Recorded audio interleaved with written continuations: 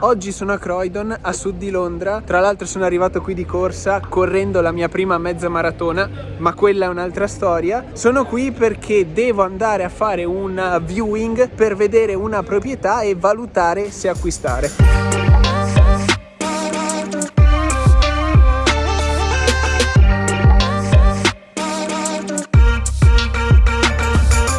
Preciso, questa è la visione di una proprietà per valutare se acquistare. Non vado lì cash e acquisto. Tra l'altro, dato il periodo storico un po' di incertezza qui a Londra, sto valutando diverse cose, tra cui comprare una casa. Non è ancora certo e quella che vi sto per far vedere oggi è un 3 bedroom, 3 camere da letto, terraced house, casa stile inglese, che costa 400.000 sterline. Ora vediamo se si può negoziare. Diciamo che è un po' un'esperienza e dovrò prendere un mutuo, quindi nel caso vi farò vedere anche quello. Intanto andiamo a vedere come funziona e poi vi spiego un po' di cose.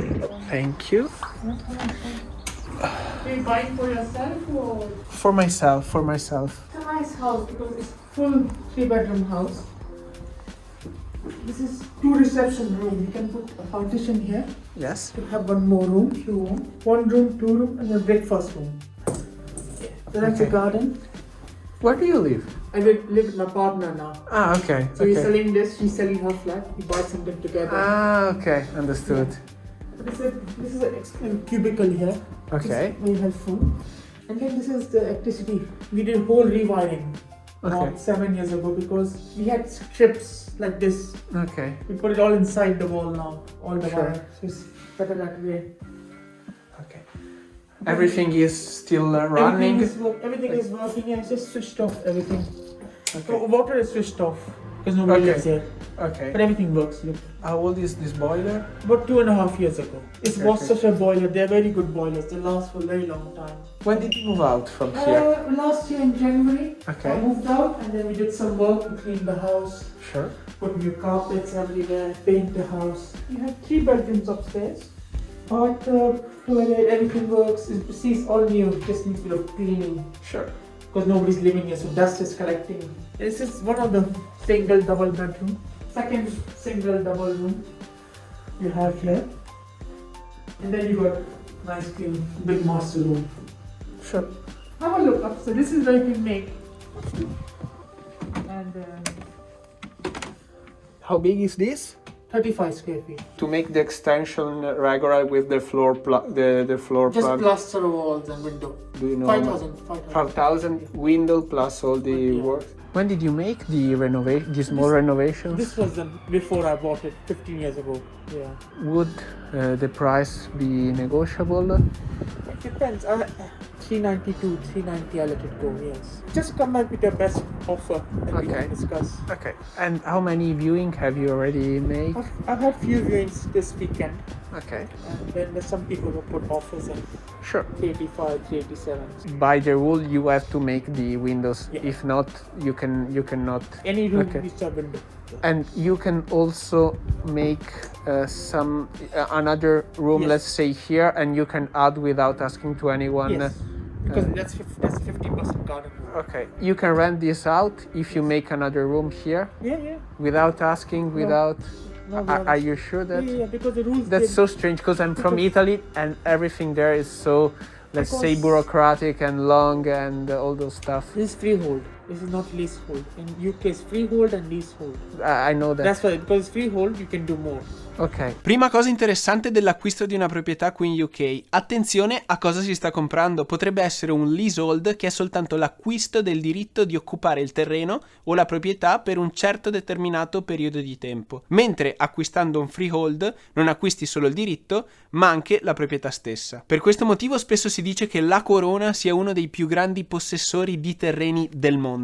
Without asking to anyone, this could be another room and you can place. And you can exit from there. And how much is the council tax here? £140 a month. Okay, the bills would be around 300 more or less. Yes. Thank you so much. Thank you. Just put your best offer and we can. Ok, thank you so much. Have a good day. Bye. Finita la visita, ora vediamo quanto ci vuole a tornare a casa, quanto è lungo il percorso per andare in centro a Londra e poi a Stratford. A piedi 15 minuti giusti dalla stazione di East Croydon.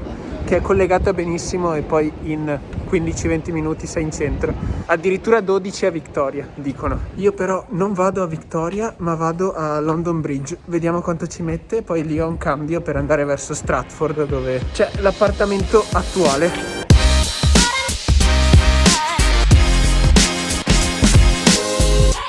Questo tra l'altro è il treno che dall'altra parte va verso Gatwick, quindi è iperconnesso all'aeroporto. Da qui, da Croydon, ci si mette circa 15 minuti. Comunque per la casa sono stato sorpreso positivamente, perché nell'annuncio non c'era scritto che sopra avevano un loft e che per 5.000 sterline potevi espanderlo e farlo diventare una camera, e quindi hai 20-25 metri quadrati in più di casa. Ora mi faccio un po' di calcoli, vedo cosa succede, arrivo a casa, intanto il cronometro quanto ci si mette da qui, e vi aggiorno. Adesso arriviamo a casa intanto. Esattamente 12 minuti, tanta roba, a London Bridge, l'edificio più alto di Londra, lo Sharp.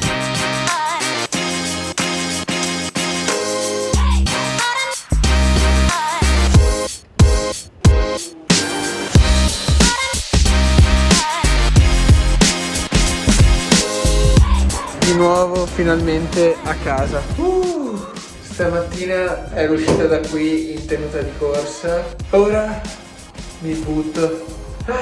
Arrivato a casa ci tengo a precisare che in questo momento sono in fase di esplorazione e valutazione per quel che riguarda le case, e volevo condividere con voi quella che è la mia esperienza e cosa sto imparando. Anche perché attualmente, considerando il periodo storico incerto, non ho ancora la totale sicurezza di mettere giù una somma del genere per acquistare una proprietà qui a Londra. Ed oltretutto non vorrei piantare troppe radici per il momento, quindi nel caso comprassi una casa, essa deve essere facilmente messa a rendita o facilmente liquidabile, cosa che era tradizione fino a poco tempo fa qui a Londra, ma ora bisognerà vedere e studiare molto meglio. Comunque, se dovessi procedere all'acquisto, il passo successivo è parlare con un mortgage advisor. Li trovate ovunque e molto spesso ve li fornisce direttamente l'agenzia immobiliare. È una persona che vi aiuta a trovare un prestito in cambio di soldi se dovesse riuscirci, quindi sempre un occhio a chi affidate, ma dovrebbe lavorare per il vostro interesse. Se vi interessa, per questo io ho usato un sito che si chiama Unbiased, che vi lascio qui sotto in descrizione, dove ho trovato tramite una chat una persona che mi sta aiutando, e lui, dopo aver capito la vostra situazione, vi darà consigli su effettivamente quanto potete permettervi di chiedere in prestito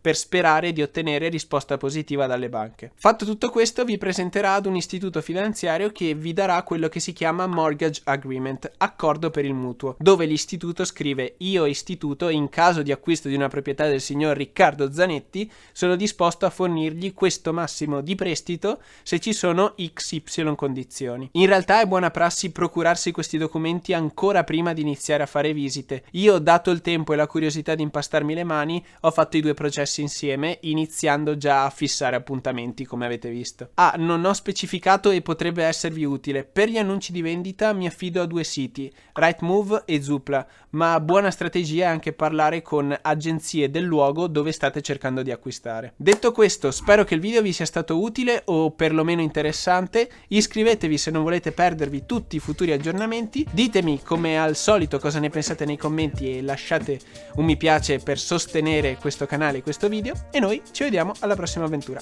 Ciao a tutti ragazzi!